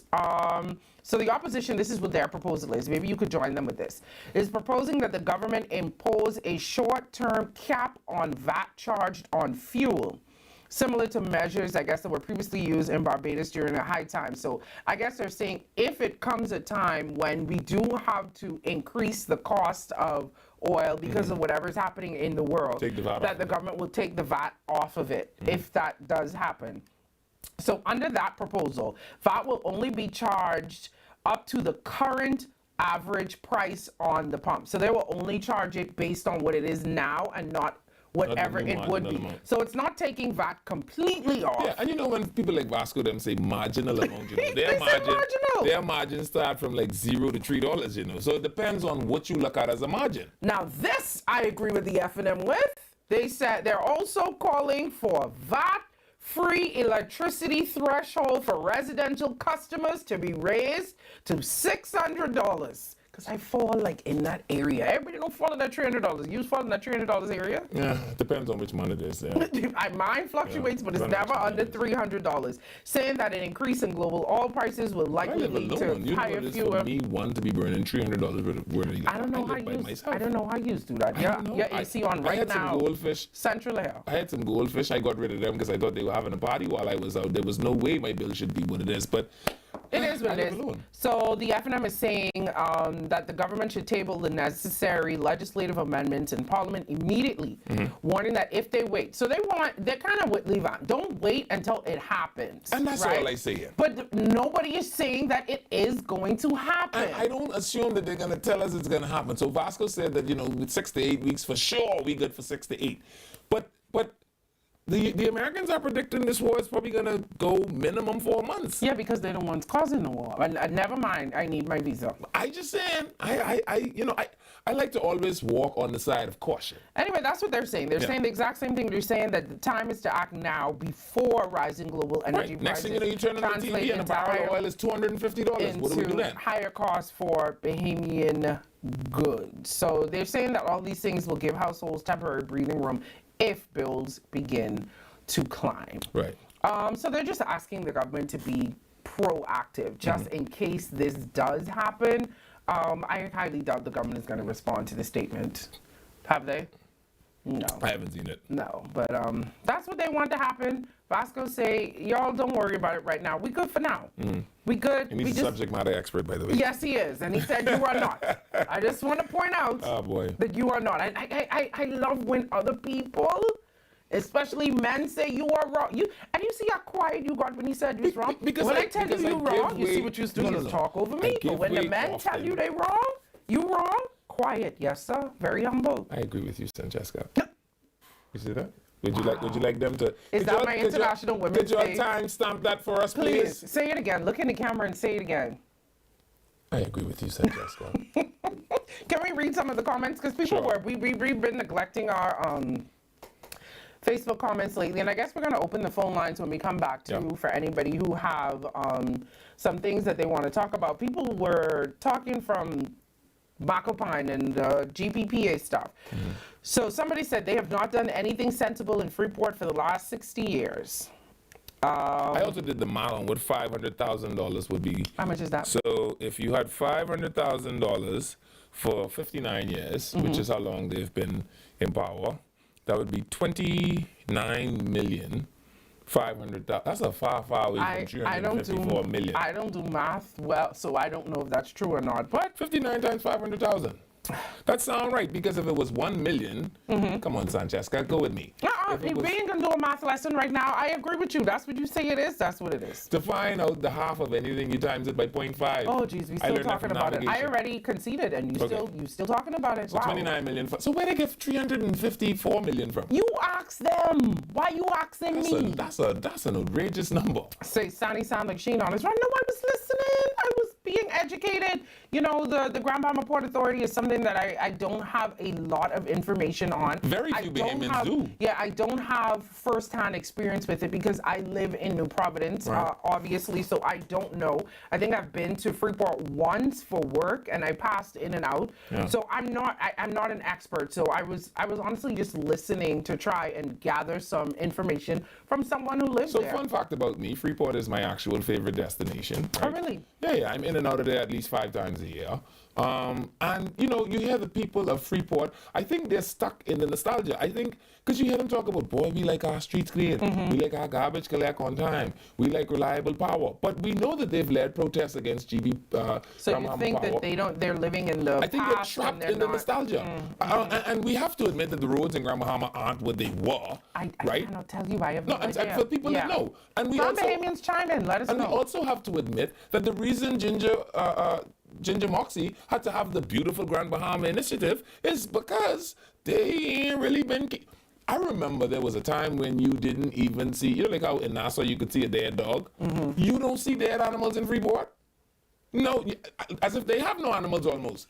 The grass is always very well manicured. That's what they said. People in Freeport lived a very appreciable standard of living. Fine. I don't know if it has been that for 25 years though. Okay. And so is the Grand Bahama Port Authority doing, I think I'm going to use one of your fancy words. I think the Grand Bahama Port Authority is breadcrumbing them. See me being fancy? Oh, look at that. Wow. Because I feel like they are simply just giving you enough to keep to make sure you see the reason for having them there. Right. Okay. And so to the Reverend's point, right? Sure, conversation must be had. But this is what I tell people often, you know. If we was mad, you don't get to just come talk to me. You have to start with, I'm sorry. No, these are government. This is the government. What we talking about? This is government and a major corporation. Yes. Y'all gotta put your feelings to the side. No, this ain't feelings. What you can do is be mad with me Monday. We was mad Monday. We was mad Tuesday. We was mad Wednesday. We was mad Thursday. Now it's Friday. You want let's go out because you done buy your little dress. Yes. We ain't going nowhere until the I sorry stuff. We have to start at, you know something? I was a little out of pocket. I wanna. And when you offer But the we apology, have to go out for you to apologize. They have to meet. They're not speaking to each other. They're both issuing statements to the press for the press to read to the next one. well, when you write the next open letter, start off with, you know what, Mr. Prime Minister, maybe I was a bit irrational and I want to apologize. Full stop. Don't add nothing to the end of that sentence.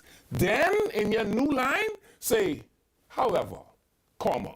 That's a real man apology because there's no apology but then you explain away why you do what you do. No.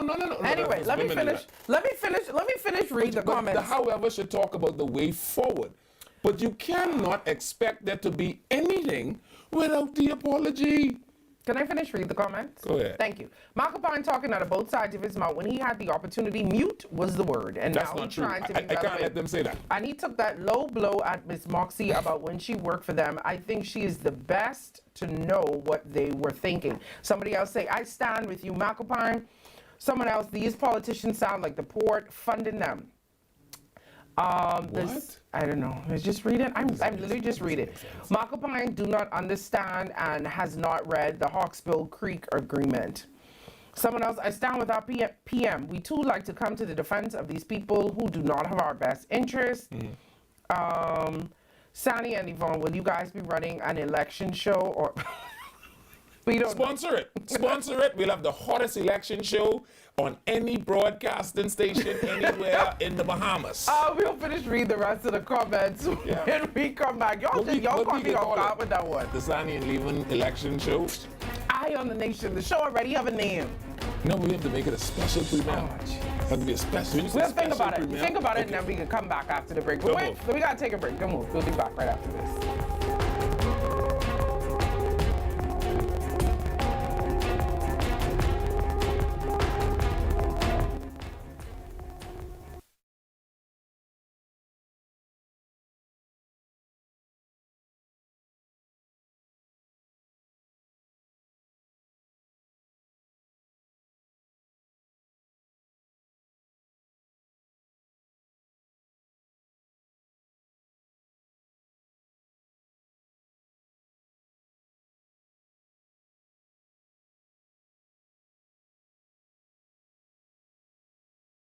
Vibes is resilience in motion.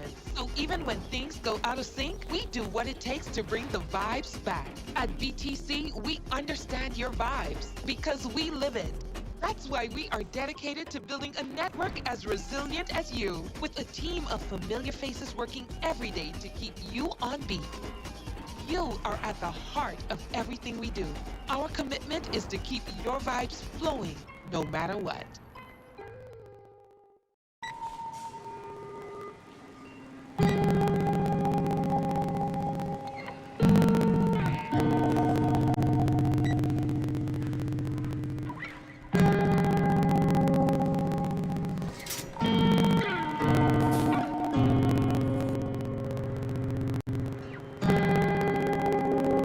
We all know there are ways we can help.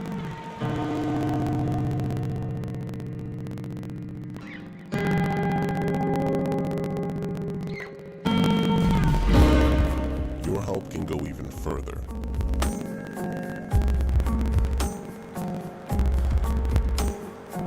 Be an everyday superhero.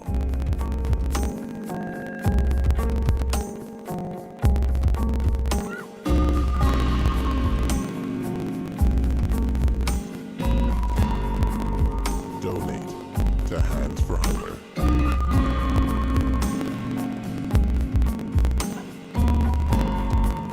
Edenwell has expanded their testing menu. We now offer blood work, drug screening, and so much more. Our hours of operation are Monday to Friday, 7 a.m. to 5 p.m., and Saturday, 8 a.m. to 1 p.m., located on 11 Madera Street. We are here for all of your laboratory needs, with fast and reliable lab work done by our friendly and knowledgeable staff. Let us help you take the needed steps to stay in the know about your health. Let's keep working towards a healthier you. Stay Eden well.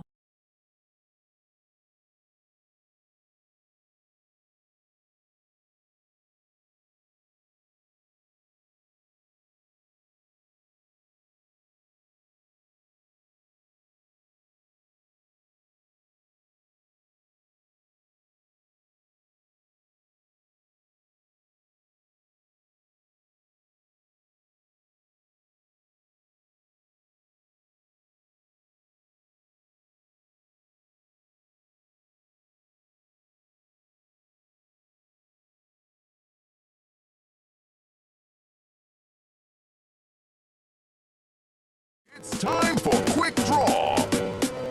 Get out your tickets now. We're playing Quick 2, 3, and 4. Good luck.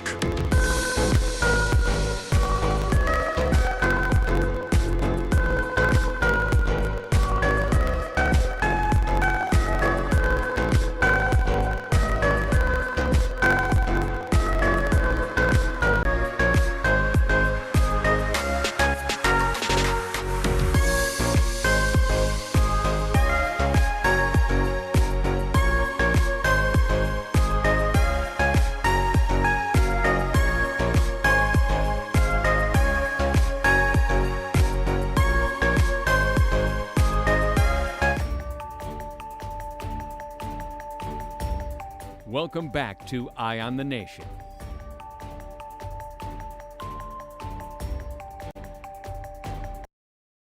Hello, welcome back to Eye on the Nation. Why do you look like that? I wasn't prepared. I was thinking, is that what my thinking face looks like? I'm not sure. I don't like my thinking face if that's what it looks I like. just wanted to make sure you wasn't having a stroke sitting next to me. Oh, boy.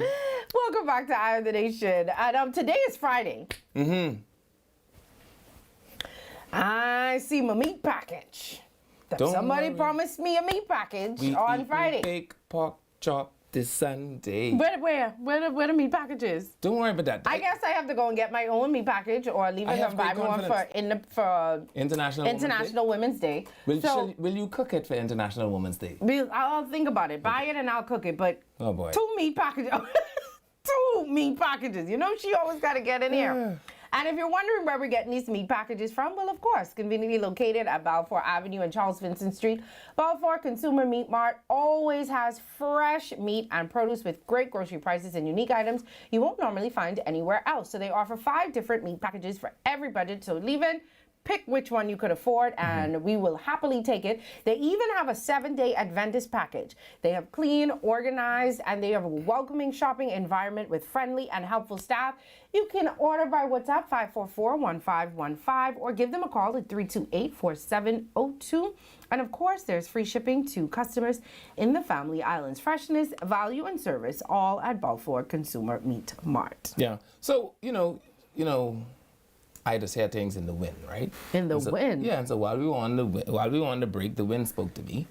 And so the wind... While you're doing it, right before you do that, they already start calling. Sorry, I was going to give them the number, but they already start. But go. The wind told me that basically the amount of money that the GBPA is supposed to pay to the government is to cover things like essential services, police officers, etc., etc. Okay. Where the 354 came from was when you consider when that was calculated, the value of money at that time versus, of course, what it is now. the value after inflation. And then when you also consider those same services and what they have cost over the last, let's just say, 25 years. Whatever. It's gone up. It's not the same thing. It can't still be the same $500,000. So they add their own little interest. Little inflation. But regrettably, the government in its shortcomings hadn't looked at the deal sufficiently enough. You can't do that. If I owe you $200 10 years ago, you can't come back and say, well, 10 years ago, $200 was $200, but now $200 is $250. That's what you're saying the government tried to do. Basically. And the Haywoods have said... Good effort. The Haywoods have said, for generation, my family had stood with the Grand Bahama and Freeport through hurricane, they throw in lowness now. Natural disasters, global recession, pandemic, economic hardship, and we never walk away. This is what Haywood said in the letter, mind you. There was always a Haywood here, working, fighting, advocating for betterment for Grand Bahama. its licensees, and the Bahamian people who live and work there. Our family legacy in the Bahamas is something I am profoundly proud of. How much time are you going to read this letter? We didn't read the whole letter. I read in the Rowan pieces. You know, I like to always read the Rowan piece in the letter. It is a legacy of commitment to development of Freeport and the opportunity it has provided for thousands of Bahamians. And Brave say, that was your granddaddy. That was in you. That was in you. That was in you. Anyway, we have some callers waiting. Somebody say Balfour Consumer have the best meat package, especially the $29 one. So you could start with the $29. I know you're a little cheap. Well, like it'll be $60 because you have to get one for me and one for Well, our what a lady friend we producer. have in Jesus. So get the money. All our sins Hi, caller. Welcome to the show. Hey, brother Levan. Hey, what's up? Hey, Shani. Hi, how are you? Man, I good, man. I can tell you anytime I hear your voice, I speak good. Oh, jeez. But Levan, hey, you know what I realized? Mm-hmm. I didn't know Shani is only beautiful. I didn't know she's only chunky. She's very smart. I hear her put something on Michael Pine just now. Ain't much people can do that. Listen, I want you to call you every day. No, but on a positive note, I dare serious with that. I didn't know Shani had that type of insight. This man is in love. This she man really is in love. showed him where he said something which was positive, and then where she showed him even where he was running from the positive part, which was on the government side. Mm-hmm. I like how you correct him, do you show him where the government trying to find a way to work with these people. Mm-hmm. But the people them just ain't want to work with the government. Mm-hmm. That's what, if you listen to Brave Dog, that's what it's all about. Brave say, listen to me. I got no problem with working with y'all. Mm-hmm. Y'all need to come and let's work together. Come to the table. Right, but they ain't want to come to the table.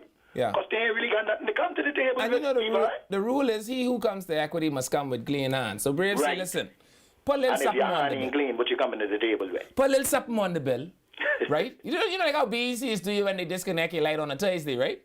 You go there with a bread, BEC say, now you owe us 1,000. You got $250?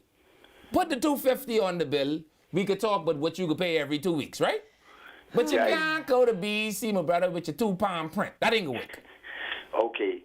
Now, Levan, by you saying that just now, what you just say, right? Mm-hmm. Shani, hey, you're supposed to drop them things off there, right? Mm-hmm. Now, I can put this on Levan. Levan, what a friend I have we the have money. in Jesus. Uh-huh. I have the money to get the 2 packets. Oh, praise the Lord. One for me and one for the producer. I don't have the fish, but someone cleaning up. Wow. But next week, Monday, Tuesday, God willing, I'll have the fish there for both of y'all. Wow. But the package them is for Johnny. Wow. Levan, you think you could come by me for the money to go get the package? Go get my packages, man. Or just pay for it. I could go by the meat market and pick it up. Hey. You come up to Lazaretta. Oh, don't you put your address Will you on let air? Lazaretta? We can let the producer do it. Listen. We can let the... Yeah, hold the line. My producer can take your information. Or you could just drop the money by Balfour and we could go to Balfour from there because Balfour right over there. Yeah, but I live in Okamaikan Road. Leave your number with the producer. He'll call you after the show. Yeah. Okay, I'll do that. All right, thank you. I mean, chunky is nasty work, and you let the man call me chunky, and you ain't say nothing. Well, all I want to say to you is, chunky is the soup that eats like a meal, so rich and so thick, you could eat it with a fork or a spoon. Hello, caller. Welcome to Eye on the Nation. Hey, Mr. Leader, what's happening? Hey, Anton, how you doing? You got to give All right, Sonny right a off. minute. She has to give Too Sonny. son to speak. Sonny, you all right? I'm good. How are you? I'm right there holding on to the grace of God, man. And good afternoon to the nation. Mr. Leader. Hey, buddy.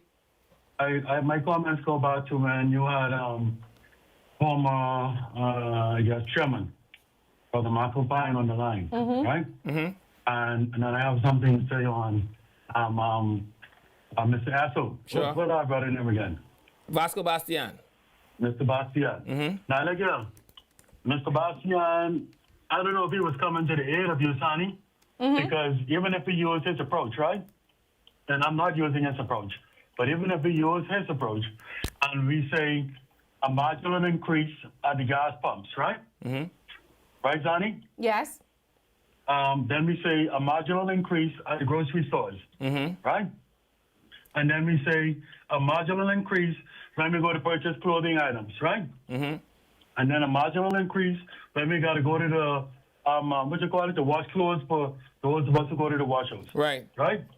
And a marginal increase on the school fees, right? And a marginal increase on food products, a marginal increase on insurance, a marginal increase on travel, a marginal increase on everything. It adds up to a lot of money. That's plenty margin. And so plenty margins. So you can't just look at a marginal increase. Yeah, that even Because ain't a margin no more. That's an indentation. That's not a workable theory, not an acceptable theory. Because whatever little the government is trying to do to reduce the cost of living in this country, a marginal increase is not in favor of. Right? And so at the end of the day, when we look at supply and demand, even if it is not the chain of supply for us that is being directly impacted right now, those who are being impacted, when they can't get it from their traditional supply, you think they're going to go without, or you think they're going to try and find the other means? They're going to try that to top is the available. market. Yeah, they'll try to top the They're market. going to find the other means. Sure. And therefore, that puts a greater demand on the limited supply. And that will increase the cost eventually. And so this marginal business, it don't work that way. All right? Okay. Going back, let me end my comment with Michael Biden. With this open letter now, listen, I respect completely Michael Biden's position that they have enjoyed a quality of life and a standard of living, right? And a standardization of services provided by the Grand Bahama Port Authority that they do not wish to be tampered with by the government of the Bahamas. Sure. Right? Sure, and I share that can view. understand that. Yeah, and I share that. I share that view. Yeah, right. But see, when I look at the open letter from Mr. Hayward, right? The first thing jumped to my mind is this. Listen, that letter should have came before the Grand Bahama Port Authority tried to take the government out of every major decision making, out of every primary and major decision making as it relates to the affairs on in Freeport on Grand Bahama, right? Yeah. They did not do that. They tried to whoop the government of every aspect of consideration. What would have happened had the tribunal ruled in on 8 of their cases in their favor against the government? Yeah, certainly it would it would put the government in a stranglehold. I agree with that, Antoine. Yes, and so I don't find it to be genuine at all or at all, based on however you want to approach the English language. All right. I find it to be two-faced. Yeah. All right. No, we agree with you, Antoine. Thank you so much. I agree with that. That had the Port Authority got its entire way, they would technically be setting up a little kingdom. All right. Thank you. Yeah. You want to live in the kingdom of Freeport? Let me read. We have another caller on the line. Hi, caller. Welcome to the show. Good afternoon. How you doing? We're good. How are you? You can hear me? Yes, sir. we can. Yeah, this is your bread man. Hey, Cake Man. Yeah, no, my problem is I can't figure out or they could teach how to read the light bill because my light bill is a second mortgage. Well, that ain't and I hard to write do. down the numbers from month to month, but I still can't figure out how it come to the amount it has come to. Is there any way that we could be taught how to actually read the meter to come to the amount they come to? I could actually show you all that on Monday, but let's just commit to doing that Monday. If you look, That'd be if a you look good in the help top because right-hand corner of your I bill, pay almost $700-800 a month. But You that's mean every the- 30 days. You mean the meter or the bill? Meter. Bill, the bill. But you said something about reading the meter. Yeah, I write down like the 1st of June to the 1st of July, and I write those numbers down right in between there, and they don't be that far apart. Right. So so I'll show you. I'll show you the column. There is a column on the majority right-hand of it is side of be your bill. fuel. If you look at the fuel, Yeah. we'll Yeah, do it I'll on show it to Monday. you. Yeah, I'll show we'll it to do you it on Monday. Monday I we'll really have. appreciate that. Yeah. Yeah. All right, no problem. Thanks, then. All righty. What the people in the comments saying? Have you checked YouTube? I have not. You have So not you want me to check YouTube? Are we giving up on the YouTubians? No, I'm so sorry. Someone said, at least he didn't say chunky monkey. LOL. Chunky monkey ain't bad. I will. like that. Stop talking foolishness. The government was paving from 2022. I'm trying to catch up because all of this seems like it have to be. About Grandma? Yeah, the government is breadcrumb too, because roads only could pave when election around the corner. I guess that was to your statement with the breadcrumbing. But the government have a right to breadcrumb. We ain't know if the GBPA have a right to do it. Someone say, why didn't F&M do what they wanted to do when they were in power? Someone say, well, That's the not F&M fair. still That wasn't have oil crisis then. still have a hold. I think not with the oil. I think they talking. Well, maybe they was talking. Yeah, we was about talking the about the oil. F&M with the maybe, oil. Maybe. Yeah. Someone said the F&M still have a stronghold in Grand Bahama. I'm absolutely sure that the GBPA never supported the PLP and never will support. Please understand that can't read the rest of that. I can't. There's certain things I can read and certain things I cannot read. We'll go back to the phone lines. Hi, caller. Welcome to the show. Caller, Hi, you there? Hello. Hi. Hi. I just wanted to ask or let Levon know that he made a comment yesterday that didn't go too well with me about the lady that we used to call in. Oh, well, I didn't mean to cause offense. She was a very good friend. Yeah. She was a very good friend, and it's very sad that you would make a comment like that. Oh, well, I want to apologize for offending you. Her family needs the apology, and so do I. Okay. Okay? Yeah. Didn't go down too well. Okay. Okay. Now, I'll tell you So this. are you I'm a man going of to principle. No, give me okay. 2 seconds. I'm a man of principle because no one in our family ever gave consideration to my family and how this woman going out of her way to call and lambaste me every day may have been offensive to my family. And what I said yesterday wasn't untrue. I said there was a woman that called you every day to scoff at me, and I understand that the angel of death has taken her. Well, I don't see the offense in the statement. Well, when it comes to death, I think you have to take things very sensitively. And, even the though... angel of death has taken my Grammy, my other Grammy. The angel of death come for my daddy. The angel of death come for my sister. And you and tried so to send directly. an angel of death for the woman in the hospital the other day because you didn't want her to have any insurance. But the angel of death picks people up. That's what I'm saying. So I don't understand the offense. And I really wish that the family would have dissuaded her from her past behavior. They probably felt the same way about you. And that's fine. But if I say that an attacker of mine has gone to be with the Lord, I don't see the offense. But if you all are offended, I want to unoffend you all. Well, I will say this. The people in the comments are agreeing with you. They're saying that that woman was calling and cussing, leaving out every day. Every day. Her family in say Jack Spratt. You get Jack Spratt from me. Yes, she did. Rayo was when that woman say how much time did she call and was disrespectful to him. So did her family apologize? No, to they him? swallow their tongue. Say what she did was wrong. And the only thing I said, we'll play the clip Monday. And all I said was that the angel of death has come and collected her. Well, the people say you didn't say anything bad. They agree with you. You did nothing wrong. But I apologize for the offense. For you all being offended. Okay. It's better than I apologize if I offended you. Because that ain't a real apology. But I get it. And I don't know the lady, and I don't know what she did to you. But you did mention her to me before. And I will say this, too. And I'm not just specifically about the lady. It's very hard to come on here every day and do your job and not have people pick and pick and pick and No, pick and I'm very and pick fine at about you, that. right? And I have never, ever said anything derogatory to this woman that used to call me. I don't know. And unlike the hecklers on Facebook, no, this woman made time in her schedule to phone into this live show and interrupt whatever I had going on just so that she could cast aspersions, just so that she could contaminate the product with whatever this is and pray for my demise. And all I've said was that I've been delivered from that.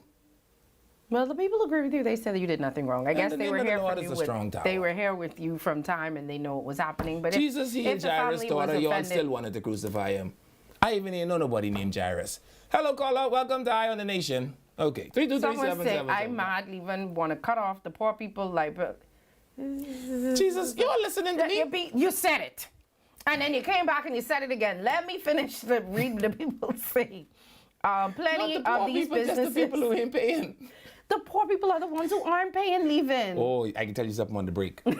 I can tell you something on the break. It's coming from someone who has done many audits. Some of these businesses owe more. I remember there was a time when Leslie was in charge of BPL, Leslie Miller, and he said that. He said these hotels, and we can cut the hotels off, and I think he did. And them hotels called the PM, and they did whatever they had to do, and them light was back on. And that's all I say. So you see how I ain't only mean the poor people, right? The people who ain't paying, you have to tell them, my brother, oil getting a little scarce. I guess they fixed YouTube. Someone say, thank you, my family can now watch. Praise the Lord. They didn't stop from the woman from assaulting you. We're still talking about that. We off of that. We're not bringing that back up. And I want to tell you all I forgive her. And I hope We're not bringing that back up. Let's... resting in peace. Yeah, let's leave it alone. Let's just... Yeah.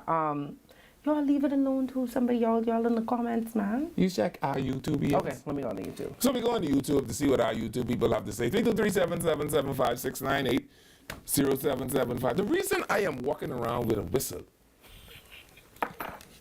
is because I'm in fear for my life, which largely was You in fear for your life? You know how much these men has come at me? The man literally just said in the comments yesterday that I need to get my blank beat. You should get a whistle. No, what I could do? Brave Davis said you are safe because you are engaged in the tools that will keep you safe. If you see somebody that look a little out of place, you say, no more violence. So I have a whistle today, and I'm very happy about it. What? Man, what do YouTube people do? That's a comment that was left that I was trying to read just now. Sorry. Let me get back. Leave on prayers. God heard it. Oh, I see. I gotta stop reading these comments without reading them first. You know what I mean? Oh, I see. I'm sorry about that. I'm sorry about that.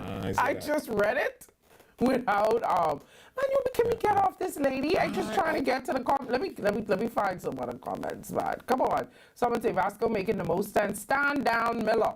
Oh boy. Stand down. I standing down. The port has indeed funded PLP campaigns. I'm not sure what y'all talking about. I don't know where that came from. Yeah, though. Sandy and Levin have the best show in the world. Thank you. I think prison is a smart place.